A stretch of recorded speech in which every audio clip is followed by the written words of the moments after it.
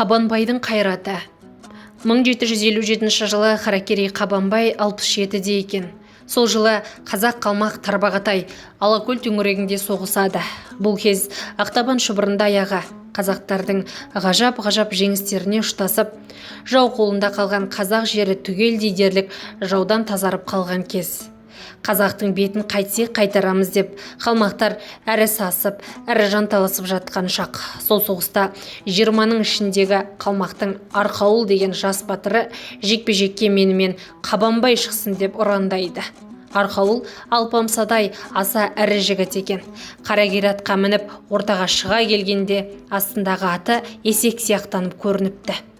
Қабанбайды жекпе-жекке шақыртып отырған қалмақ басшылары Шаходор мен Убашаның бұл жолғы есебі бұрыннан белгілі.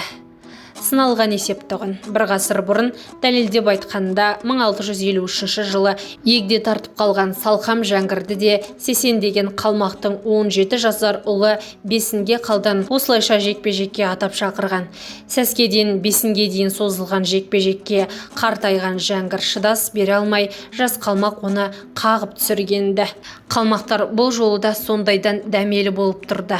Арқауылдың да мақсаты сайысты ұзаққа созып жеңу. Сол жолғы соғыста әлі хан сайланбаған Абылай сұлтанның өзі жасақты басқарған екен.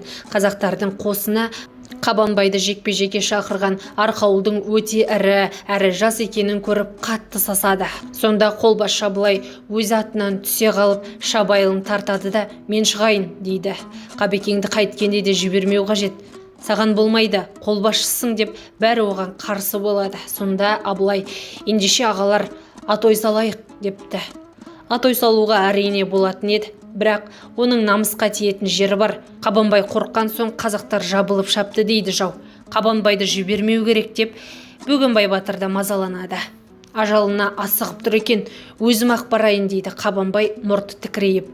Қабеке қойыңыз деп жас Абылай сұлтан тағы жалынады.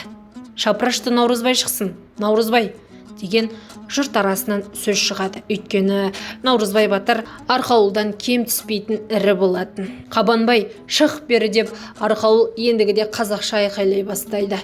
Мен шығайын, ұрыс ұзаққа кетеді, Қабекеңнің шыдауы қиын болады дейді.